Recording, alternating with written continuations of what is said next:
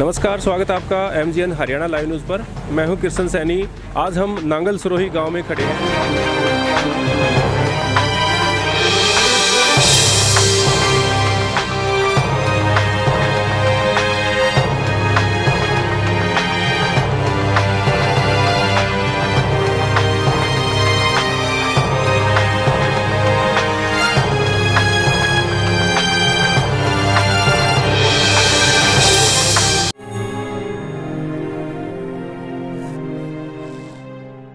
हमारे साथ काफ़ी लोग यहाँ गांव के मौजूद हैं और इन्होंने जैसे पुलिस में रिपोर्ट दर्ज करवाई कि इनका ये कहना है कि जो हमारी बेटी है, हमारी बच्ची नांगल सरोही गांव की जो बहन है, उसके साथ जो है उनकी हत्या कर दी गई है और जो है टैंक में डबो करके उनको मार दिया गया है। तो ऐसी खबरें हमें सुनने को आई थी। तो उसके एवज में एक जो है ऑडियो भी वायरल हुई है, क्योंकि बताया जा रहा है कि दोनों, एक जो है लड़की की माँ है और लड़का खुद ऑडियो में बात करते हुए भी दिखाई दे रहे हैं।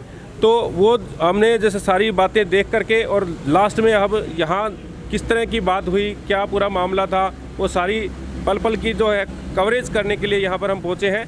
तो हमारे साथ काफ़ी गांव के लोग हैं। सर, क्या नाम है आपका? मेरा मनोज नाम है सर। मनोज जी? हाँ जी। तो सर बताइए, आपको कैसे पता लगा कि इस तरह की घटना हुई है आपके गाँव? हाँ, मैं लड़की का चाचा हूँ और मैं वहाँ नज़दीक ही रहता हूँ। तो इस संबंध में कोई भी बात थी तो उसको आप वहाँ जो वो लड़की रहती थी वहाँ किसी भी आदमी से आप पता कीजिए, हमारे गांव में पता कीजिए। और ऐसी कोई भी बात थी तो उसको बैठ के आके वो कह सकते थे कि भी आप अपनी लड़की को रखिए। लेकिन मारना इसका कोई समाधान नहीं था, उनका अधिकार नहीं था मारने का। ये प्रीप्लान पूरे परिवार की साजिश के तहत मारी गई है। लड़की को कुछ 2-3 दिन के बीच में हमारे सामने नोटिस आया है। अगर लड़की का फ़ोन रख दिया, कोई भी फ़ोन आएगा हमारे सामने आएगा, किसी भी तेरे घर वाले का आएगा, कैसा भी आएगा। देवर ने और मान ने उसको, और मामा भी इसके अंदर षड्यंत्र के अंदर शामिल है। और इसके अंदर है ना, ये आप गांव में किसी भी तरीके से लड़की को, जो उस वीडियो के संबंध में आपको मैं बताना चाहता हूँ, उसकी आप कहीं भी कोई भी जानकारी ले सकते हैं। लड़की ऐसी कोई प्रकार की नहीं थी, लड़की पढ़ी लिखी लड़की थी। उसने कह भी रखा है कि वो हमारा साथी स्टूडेंट है, मैंने आपको मिलवाया भी है, कोई ऐसी बात नहीं है।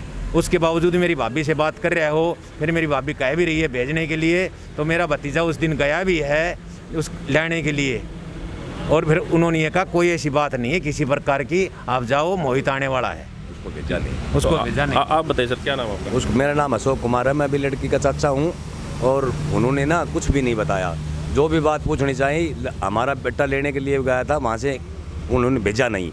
बहुत प्रयास किया यहाँ से। बाबा ने कब पता चला कि भी उनकी हत्या कर दी गई है? हमारे को पता चला 3-3:30 बजे करीब। तो क्या देखा वहाँ पे? 4 बजे मेरे पिताजी का वहाँ से नारनौल से फ़ोन आया, कैसे ये घटना हो गई। मैं महेंद्रगढ़ था, वहीं से सीधा मैं नारनौल चला गया था। 4:30 बजे वो लड़का भी वहीं था मौके पर ही। अभी जैसे पुलिस किस तरह की कार्रवाई कर रही है, क्या लग रहा है? पुलिस तो हमारे को कोई महत्व नहीं दे रही है। हम जाते हैं वहाँ, कर देंगे, गिरफ्तार कर लेंगे, बस वो लड़के को किया और किसी को किया नहीं है अभी तक। बात जाते हैं फिर भी वहीं बैठा देते हैं, ये बताएंगे वो बताएं, पूरा दिन खराब करके हमारे को वापस भेज देते हैं। तो इसमें क्या लगता है, पूरे परिवार का हाथ है मारने में? हाँ, पूरा परिवार का हाथ है मारने का। हमारे को ऐसा लगता है कि मतलब जैसे ना, जब भी पैसे नहीं दिए, जब भी 3 दिन लड़की रहती तो चौथा दिन घर, 4 दिन लड़की रहती तो 5वें दिन घर। तो ये क्या फंडा चल रहा था हमारे समझ में नहीं आया। पर हम पूछने की कोशिश करते, पर वो बार बार पैसे की कहते ना, तो पैसे तो हमारे पास थे नहीं देने के लिए, तो कहाँ से देंगे। पहले ही शादी करी थी, उसी में हमारे भाई के पहले ही कर्जा चढ़ रहा था, तो कैसे देगा वो। तो बार बार में कहते थे भाई बाद में देंगे, छुच्छक में दे देंगे, पर उन्होंने ना कोई मतलब ऐसा नहीं सुना। डिमांड बता रहे हैं कि उन्होंने करेटा गाड़ी की डिमांड करेटा गाड़ी की डिमांड करी थी और पैसे 1 लाख रुपए दिए थे। बोले 4 लाख और क्यों नहीं दिए, 5 लाख रुपए मांग रहे थे वो। सरों में लड़की के माँ ने जैसे गाड़ी का नाम लिया, तो मेरे पिताजी ने कहा कि भाई आपको गाड़ी कौन सी चाहिए, तो वो बोले जी करेटा गाड़ी दे दो, शहर में रहते हैं, अच्छा काम है हमारा, हमारे हिसाब से, हमारी हैसियत के हिसाब से, जैसी चौखट है वैसे क्वाड चढ़ा दो। तो उस हिसाब से फिर हमने बलेनो गाड़ी दे दी।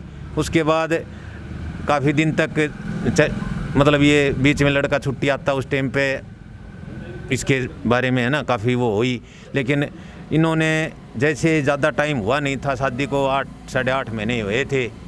इस बीच में इन्होंने 5-7 दिन की मिस अटेंडिंग के अंदर इन्होंने साजिश रच के पूरे परिवार ने, और लड़की को कुछ सुंघा के और टैंक में डाल दिया गया। हमारा पूरा शक और यकीन है ये।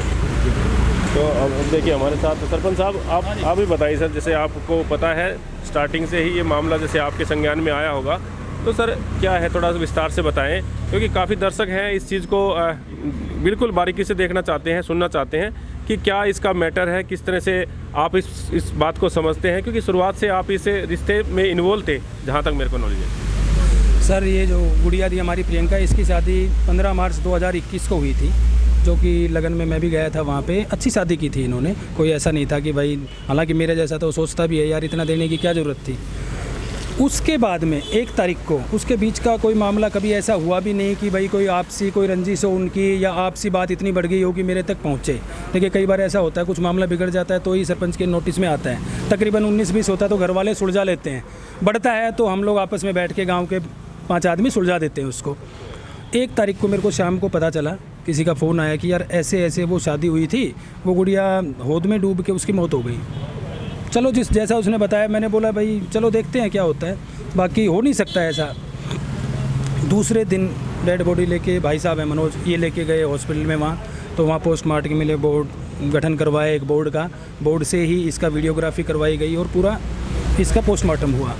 वहाँ पे मेरी नज़रें सिर्फ यही खोज रही थी कि जो लड़के वाला पक्ष है वो लोग भी कोई आए हैं क्या, उनसे कुछ बात करें। चलो परिवारों का आपस में ऐसा हो जाता है, हमारे जैसे आदमी का एक माध्यम होता है जिसके थ्रू कोई बात आगे बढ़े। डेड बॉडी कौन लेके गया था वहाँ पे? डेड बॉडी जो लड़की का चाचा है मनोज कुमार, वो उसके घर से लेके गए थे। तो उनका परिवार, उसके सास ससुर नहीं थी? पुलिस प्रशासन आ गया था ना, उन्होंने फ़ोन कर दिया था कि भैया ऐसे ऐसे कोई नहीं था, उसके सास ससुर वगैरह कोई नहीं थे? उनके साथ कोई भी नहीं गया। उसने बता रहे कि लड़का भी उस दिन आ चुका था? हाँ लड़का उस दिन आ गया था, तो वो भी नहीं मिला वहाँ पे? वहाँ वो भी नहीं मिला।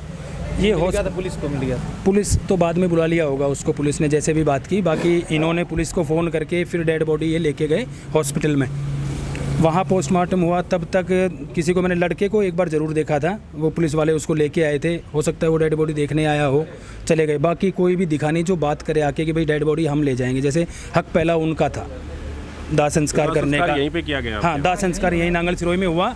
हम यहाँ नहीं करना चाहते थे, लेकिन वहाँ कोई लेने के लिए नहीं आया तो हम वहाँ छोड़ के थोड़ी आ जाएंगे लावारिस। हम लोगों ने यहाँ उसका दाह संस्कार किया।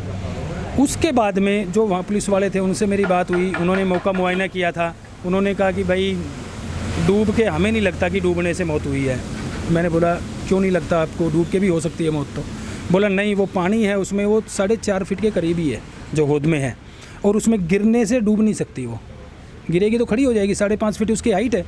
और पानी में ऐसा भी नहीं है कि सर के बल गिरी तो वो सर के बल ही रहेगी, वो फट पानी ऊपर फेंक देता है तो वो खड़ी हो जाएगी। वो छोटा बच्चा तो है नहीं कि बाल्टी में पैर ऊपर हो गए और बेचारा उठ नहीं पाया। तो उसके बाद में हमें शक हुआ और फिर कोई लेने डेड बॉडी नहीं आया, ना उसकी तरफ से किसी की बातचीत की गई कि भाई, नहीं तो उनका फ़र्ज़ ये बनता था कि भाई चलो हमने तो मारा नहीं है, आपको जो जांच करवानी है आप जांच करवा लो, हम जांच में पूरा सहयोग करेंगे। तो हमें यकीन हो जाता कि भाई कहीं न कहीं डूबने से भी मौत हो सकती है। उनकी तरफ से कोई नहीं आया, कोई बात को आगे नहीं बढ़ाया गया, तो तब हमें यकीन हो गया कि भाई कहीं न कहीं इसको मार के या तो पानी में डाला गया है और ये पूरे परिवार की साजिश है, एक आदमी ये काम कर नहीं सकता। तो जैसे ऑडियो वायरल हुई है उसमें जैसे लड़की के ऊपर भी इस तरह के आरोप लगाए जा रहे हैं कि किसी दूसरे लड़के से बात करती थी, इस तरह से क्या मैटर है, किस तरह? देखो ऐसा है, जो ऑडियो वो मैंने सुनी है उसमें उसका कहना यही है कि भाई वो किसी से बात करती थी, चैट करती थी।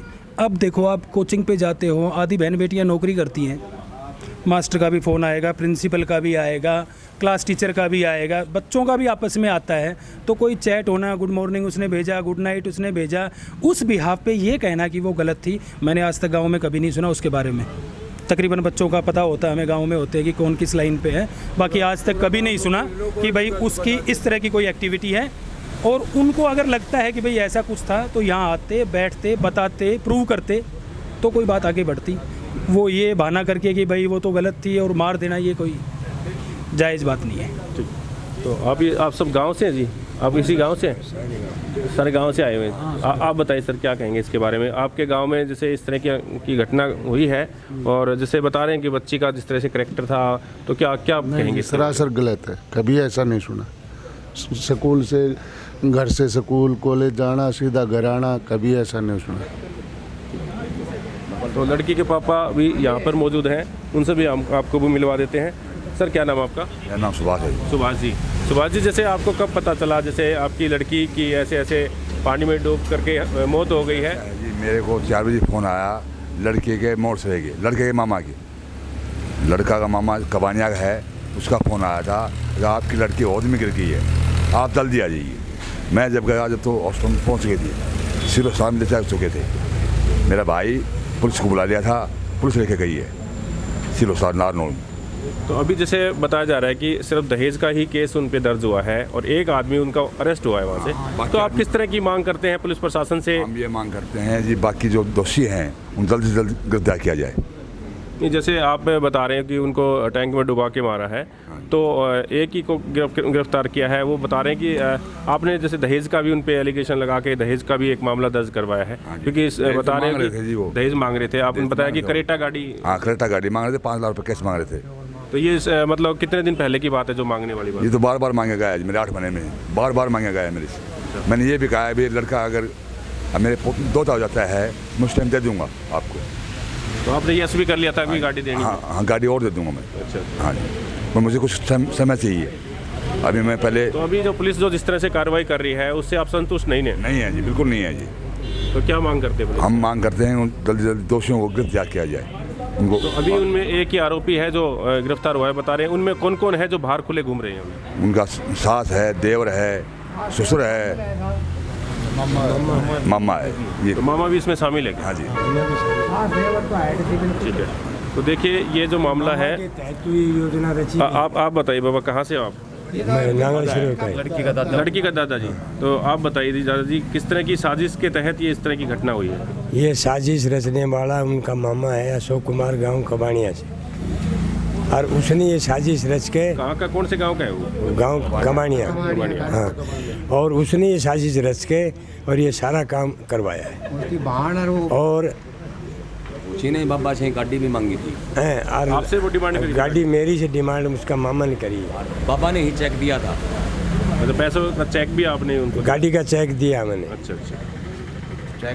तो देखिए ये जो मामला है एक काफ़ी पेचीदा मामला होता नज़र आ रहा है। जिस तरह से वो खुलेआम जो है घूम रहे हैं और पुलिस उन पे कोई ना कोई कार्रवाई करे और जिससे कि इनको इंसाफ मिल सके।